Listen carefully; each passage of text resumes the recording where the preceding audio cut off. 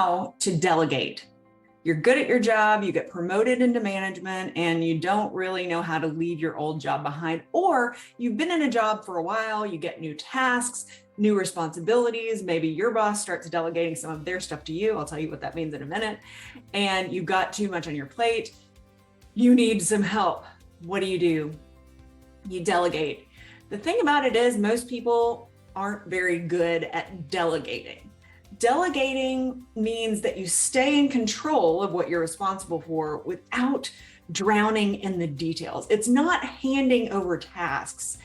It really is the best form of on-the-job training. It can free you up so that you can get those higher level tasks taken care of and take a lot of stress off of your plate. So if this sounds good to you, that's what we're talking about today. But before we get started, please check and see if you are a subscriber here. And if not, click that subscribe button and the little bell so that you will get notifications whenever you log into YouTube that we've dropped another video like this to help you live a happier, more successful life and a better professional life. I'll be right back. GILD Coaching. More success, less stress. I was promoted into management at a really young age, and I sucked at a lot of things. And one of them is delegating. So I kind of learned it the hard way, but through mentorship and trial and lots of error, I figured it out. And I'm going to give you the 3 things that you really need to know about delegating. And the first one is sometimes you have to hand things over because things have to get done and you're only one person, and that's fine. But the heart and soul of delegating is not just handing over a to-do list and getting it done. That's really the lowest level. Again, sometimes it's got to happen, but that is not how we need to think about delegating. And that's not how we need to use this skill.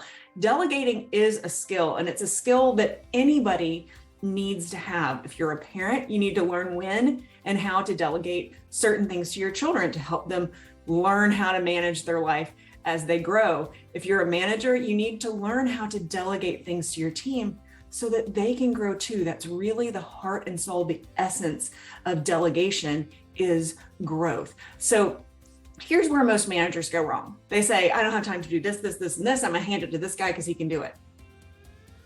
Okay, that might get done, but it's not gonna get done well, probably, or as you would have wanted it. So instead of delegating tasks, let's shift our mindset just a little bit and delegate the outcomes. Okay, so here's how to do it. First, agree on what things will go to your team. Then you got to pick a team member. Okay, so that's the task thing. Agree what tasks will go to your team with the outcome in mind. Who is capable of delivering the outcome that you want? Then when you're communicating with that person what you want he or she to do for you or to produce for the company, together with that person, paint a picture of the desired outcome. When you give someone a picture of what you're expecting to receive, then they know what you think success looks like.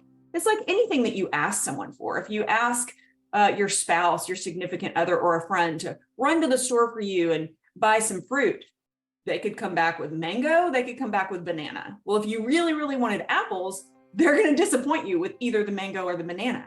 So you have to say, hey, please go buy apples. If you are brand specific or type specific on the apples that you like I am, you don't just want to say, hey, go to the store and buy apples. Because if I ask you that and you come back and hand me Red Delicious, I'm going to say, you know what? I don't know who named those delicious, but I don't think that they are. I really wanted Honeycrisp or Fuji. Those are the ones I really like. You know, so you've got to be really specific about what the outcome looks like. So whoever is going to complete this task understands the end game. That's the headline. Okay.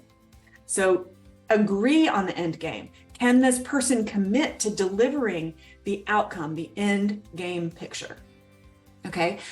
After you have that agreement, hand it over and step back. Here's where a lot of people go wrong, especially people who have been promoted out of a position where they're now delegating tasks to into another one.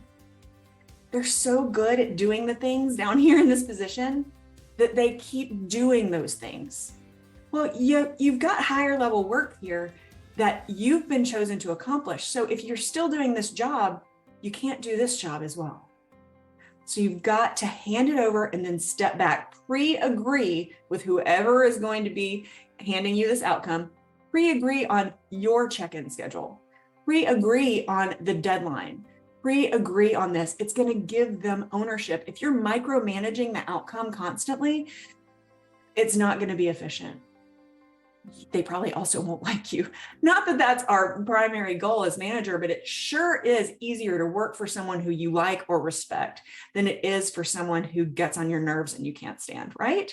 Okay, so hand it over and step back, and then be available for support because you are a teacher.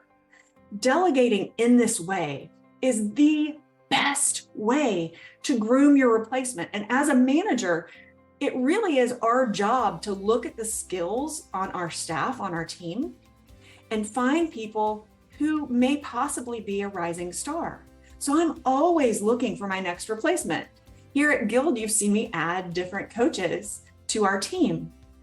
I'm not replacing myself necessarily, but if something happens to me and I no longer exist, I know that it's in good hands of people who can carry the torch and continue helping you, because I've chosen people with those capabilities of coming on and leading.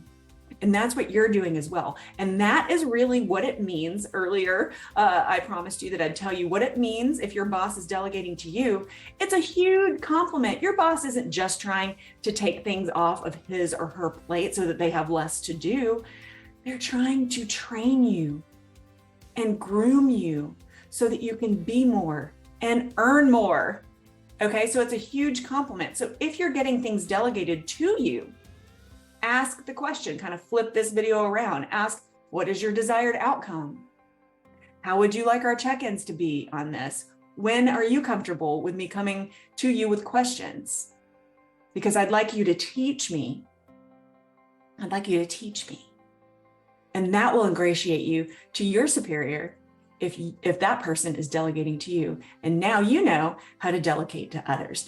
And here's one last little thing. A lot of people get this wrong, the 80-20 rule. They think, well, 20% of your work, blah, blah, blah, 20% of the people are going to work and 80% aren't. No, the 80-20 rule really is, we want you to look at all of the tasks that you need to do to accomplish your job, your life, whatever your job is, and figure out the 20% that gives you the most results. It's said that 20% of your work is going to give you 80% of your results. Those are the things that you don't delegate. Those are the things that you keep. It's your sweet spot. It's where most of your work gains results. With new managers, people who are promoted into management, you've got to hand over a little bit of that because it might not be your job anymore. So that's really where you have to decide. And if you need help deciding what to delegate and what to not delegate, ask your supervisor or get a coach. You can check the video description here and you'll find my contact information. We can schedule a meeting, talk about it, and figure out what is the next best step for you. GILD Coaching. More success, less stress.